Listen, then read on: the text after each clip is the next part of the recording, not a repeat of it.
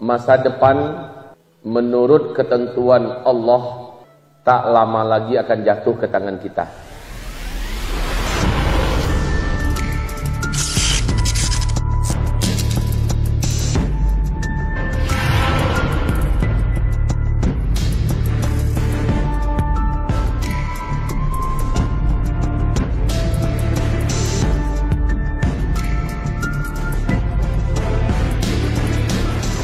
Dewan guru yang kita muliakan, anak-anak yang kita banggakan, masa depan menurut ketentuan Allah tak lama lagi akan jatuh ke tangan kita, ke tangan Islam. Dunia dijanjikan oleh Allah di dalam Al-Quran surat An-Nur ayat 55 bahwa dunia akan kembali dipimpin oleh kita, oleh Islam. Ini bukan untuk menyenang-nyenangkan hati, tapi memang demikian Allah firmankan dalam Al-Quran. Wa'adallah, Allah telah berjanji, alladzina amanu minkum, kepada orang-orang yang beriman di antara kamu, wa amilus solihat, dan yang beriman itu soleh-soleh, mereka berjuang, mereka beramal, la yastakhlifannahum fil ardh kama stakhlafal ladzina min qablihim, sungguh benar-benar pasti mereka akan kembali memimpin muka bumi ini sebagaimana dulu mereka menjadi pemimpin-pemimpin bumi. Jadi ini ayat jelas. Adapun di dalam hadis, takunun nubuwah fikum masyaallah an takun. Sejak saya ini diutus, kalian semua ke depan akan menjalani 5 fase sejarah.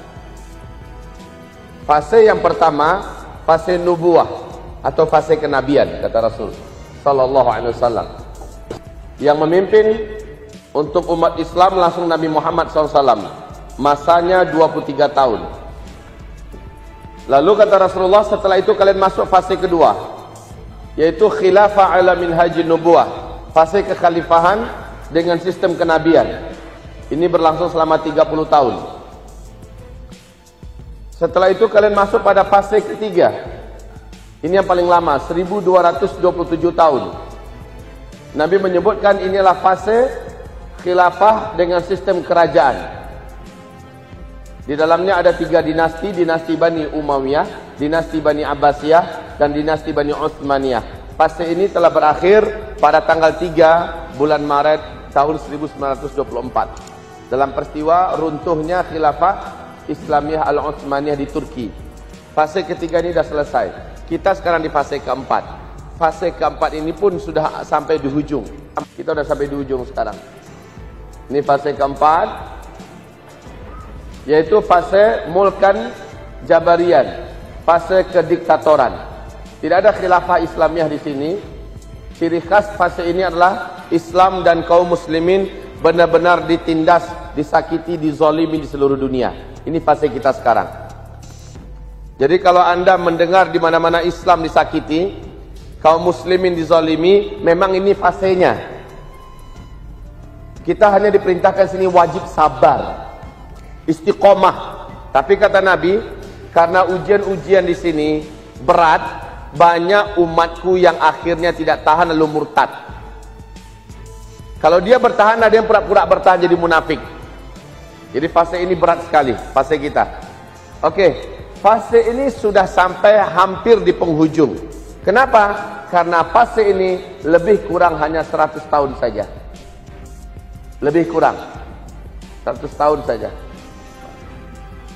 Kalau ini berakhir tahun 1924, sekarang sudah 2019. Jika ini fase ini hanya lebih kurang 100 tahun saja, anggap digenapkan di angka 100, berarti tinggal berapa tahun lagi ke depan? Lebih kurang tinggal 5 tahun lagi ke depan, lebih kurang ya. Kita sudah masuk fase kelima. Kita masuk fase kelima. Ini adalah fase yang tadi Allah janjikan dalam Al-Quran. Surat An-Nur ayat 55. Hadis yang berbicara tentang 5 fase ini, hadis riwayat Imam Ahmad, hadisnya sahih.